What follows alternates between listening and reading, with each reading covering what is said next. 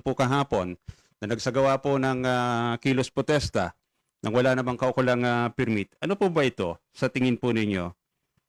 Political message or just nagpapakita ka ng kanilang puwersa in the guise of accountability and transparency? It's both. Both. Ed, it's both, no? So, Mhm. kasi yung ginawa nilang rally, Mhm. para yun sa mga politicians natin, para sa mga public officials natin. Mhm. No? In particular, I would venture to say, kay Pangulong Marcos, no? Mhm. Na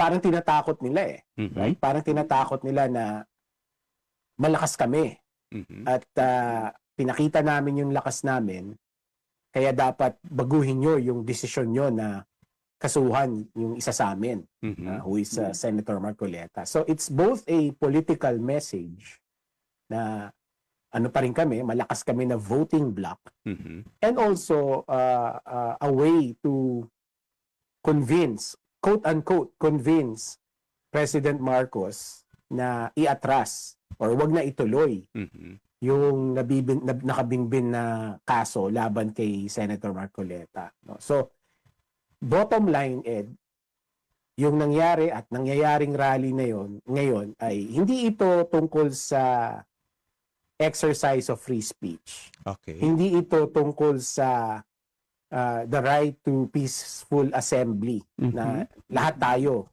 ay meron, no? This is more about a political power play Mhm.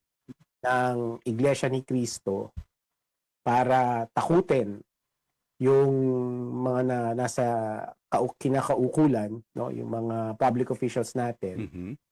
para masunod yung gusto nila, which is hindi kasuhan si Senator Marcoleta. Mhm.